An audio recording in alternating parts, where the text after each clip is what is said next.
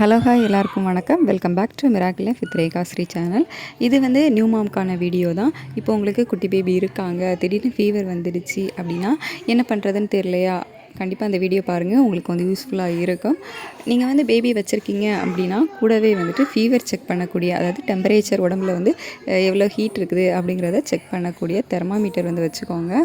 இது எல்லா மெடிக்கல் ஷாப்லேயுமே அவைலபிளாக இருக்கும். 100லேருந்து 200 இந்த ரேஞ்சுக்குள்ளே தான் இருக்கும். கண்டிப்பாக நீங்கள் இது ஒன்று வாங்கி வச்சுக்கோங்க. திடீர்னு நைட்டு உங்கள் குழந்தைக்கு ஃபீவர் வந்துடுச்சு, நீங்கள் உடனே என்ன பண்ணணும் அப்படின்னா டெம்பரேச்சர் செக் பண்ணி பாருங்கள், எவ்வளோ இருக்குது அப்படிங்கிறத பாருங்கள். பார்த்துட்டு பேராசிட்டமால் சிரப்பும் அதே மாதிரி டாக்டர் ஆல்ரெடி நமக்கு எப்போவுமே ஹாஸ்பிட்டல் போகும்போது எழுதி கொடுத்துருப்பாங்க. அது நம்ம குழந்தை வச்சுருக்கோம் அப்படின்னாலே எப்போவுமே இந்த பேராசிட்டமால் சிரப்பு வாங்கி வச்சுருக்கணும். ஏன்னா குழந்தைக்கு எப்போ ஃபீவர் வரும் அப்படிங்கிறது நமக்கு தெரியாது. ஸோ நீங்கள் இப்படி குழந்தைக்கு ஃபீவர் இருக்குது அப்படின்னா உடனே பேராசிட்டமால் சிரப் கொடுங்க.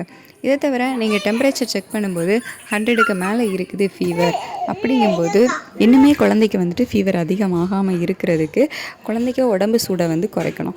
அது எப்படி குறைக்கலாம் அப்படின்னு பார்த்தீங்கன்னா, குழந்தையோட மேலே தொடச்சி எடுக்கணும். லைட்டாக வெது வெதுப்பான தண்ணி இல்லைன்னா பச்சை தண்ணி கூட ஓகே தான். இந்த தண்ணிக்குள்ளே ஒரு காட்டன் கிளாத் எடுத்து அதை நல்லா டிப் பண்ணி அந்த கிளாத்தை நல்லா புழிஞ்சிட்டு அதுக்கப்புறமா குழந்தைக்கு மேலே தொடச்சி எடுக்கணும்.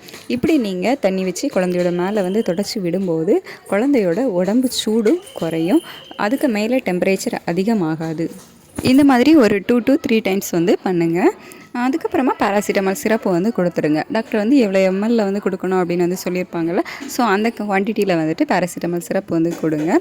6 hours ஒன்ஸ் கொடுக்க சொல்லியிருப்பாங்க. ஸோ அந்த மாதிரி கொடுங்க. முக்கியமாக நீங்கள் வீட்டில் பேராசிட்டமால் சிரப் கொடுக்கும்போது அதோட டேட் பார்த்துக்கோங்க. நான் ஆல்ரெடி பல வீடியோஸில் சொன்ன மாதிரி ஒன்ஸ் நீங்கள் பாட்டில் ஓப்பன் பண்ணிட்டீங்க அப்படின்னா என்றைக்கு ஓப்பன் பண்ணுறீங்களோ அந்த டேட்டை பாட்டில் மேலே எழுதி வச்சுக்கோங்க. அதுக்கப்புறம் எக்ஸ்பிரி டேட்டெல்லாம் கணக்கு கிடையாது. பாட்டில் ஓப்பன் பண்ணாத வரைக்கும் தான் அந்த எக்ஸ்பிரி டேட்டு. ஸோ நீங்கள் ஒன்ஸ் பாட்டில் ஓப்பன் பண்ணிட்டீங்க, அந்த சீலை பிரிச்சிட்டிங்க அப்படின்னா அதுக்கப்புறமா நீங்கள் ஓப்பன் பண்ணியிருக்க டேட்லேருந்து 1 month வரைக்கும் தான் வேலிடிட்டி. ஸோ அந்த டைமுக்குள்ளே நீங்கள் கொடுத்துக்கலாம். சப்போஸ் 1 month தாண்டிடுச்சு, ஒரு 2 months ஆகிடுச்சு அப்படின்னா உங்களால் எமர்ஜென்சியாக இப்போ வெளியில் போய் வாங்க முடியாது அப்படிங்கிற பட்சத்தில் மட்டும் அந்த மருந்தை எமர்ஜென்சிக்கு கொடுங்க. உங்களால் அடுத்து மார்னிங் வாங்க முடியலை, ஸோ அந்த மாதிரி போய் வாங்கிடுங்க புது பாட்டில். ஸோ பழைய மருந்தே இன்னும் எக்ஸ்பிரி டேட் இருக்குல்ல அப்படின்னு சொல்லி கொடுத்துக்கிட்டு இருக்காதீங்க. 1 month வரைக்கும் தான் நீங்கள் பாட்டில் ஓப்பன் பண்ணிட்டீங்க அப்படின்னா டைம். இது ஏன் எதனால் அப்படின்னு சொல்லிட்டு ஆல்ரெடி நான் வீடியோ போட்டிருக்கேன், கீழே டிஸ்கிரிப்ஷனில் லிங்க் கொடுக்குறேன். தேவைப்பட்டுச்சு அப்படின்னா செக் பண்ணி பாருங்கள்.